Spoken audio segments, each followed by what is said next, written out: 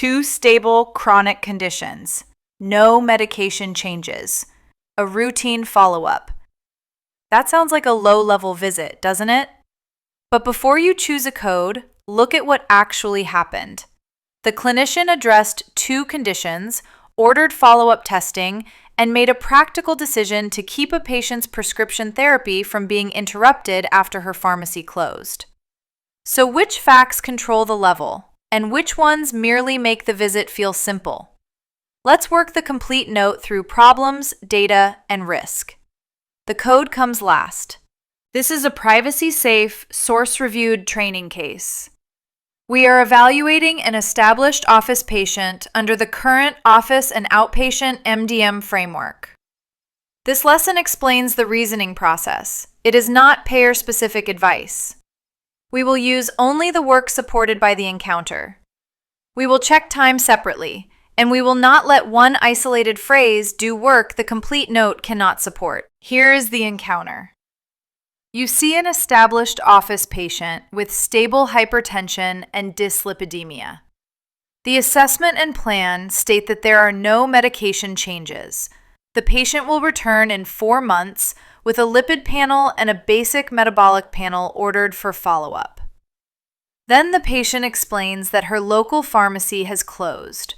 To prevent an interruption in treatment while she finds a new pharmacy, the clinician provides samples of her prescribed ARB. No total time is documented.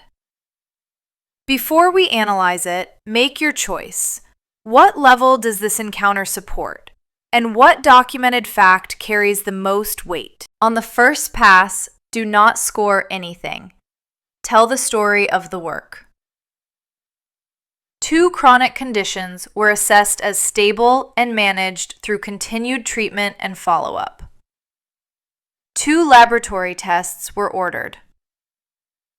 The pharmacy closure created a documented barrier to obtaining the prescribed treatment, and the clinician provided a temporary bridge so therapy would not be interrupted.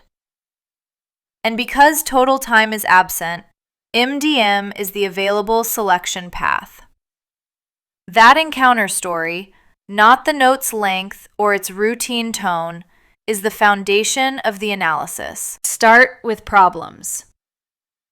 The question is not which diagnoses appear in the chart. The question is which problems were addressed during this encounter. Hypertension and dyslipidemia both appear in the assessment and plan. Their status is documented as stable. The plan continues management and schedules follow-up testing. For this case, 2 stable chronic illnesses support a moderate problems classification. This is an important correction. Stable does not automatically mean low. 1 stable chronic illness and 2 stable chronic illnesses do not describe the same problem complexity. We count these conditions because the note connects their status to today's management, not simply because their names appear on a list.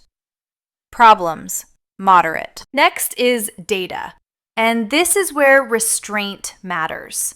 The clinician ordered a lipid panel and a basic metabolic panel. Those are 2 unique test orders documented in the plan. We do not count future results that have not been reviewed. We do not invent an outside note, an independent interpretation, or a discussion that never occurred. And we do not count the same item twice. For this encounter, the 2 documented test orders support low data.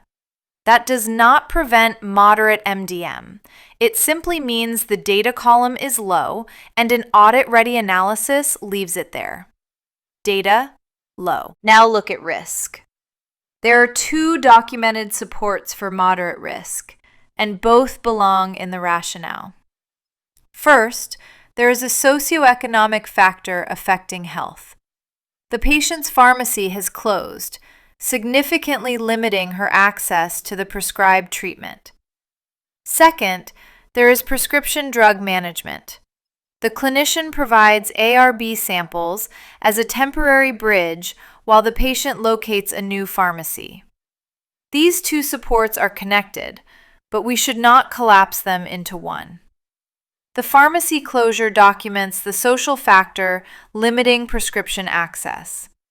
The samples document the prescription management response to that barrier. A rationale that mentions only the samples is incomplete. It must preserve both the access limitation and the medication management. Risk, moderate. Now align the three independently supported elements. Problems are moderate, data are low, risk is moderate. For office and outpatient MDM, two of the three elements must meet or exceed a level. Problems and risk both reach moderate, so the overall MDM is moderate. The data element does not also have to reach moderate. Only now do we map the supported MDM to the established patient code. Moderate MDM supports 99214. Could time provide a different selection path? Not in this note. Total time is not documented, so time-based code selection is unavailable. Do not estimate time from the appointment schedule, the length of the note, or what a similar visit usually takes. When time is not properly documented, we do not manufacture it. For this encounter, the supported path is MDM. Here is the complete reviewer rationale.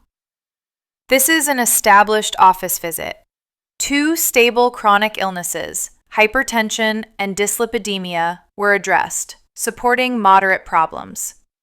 A lipid panel and basic metabolic panel were ordered, supporting low data. Risk is moderate for two documented reasons. The pharmacy closure significantly limited access to prescriptions as a socioeconomic factor affecting health, and providing the ARB samples constituted prescription drug management.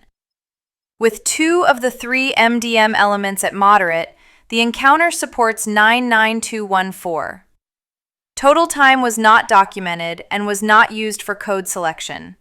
That is concise, traceable, and defensible. Now change only one fact pattern.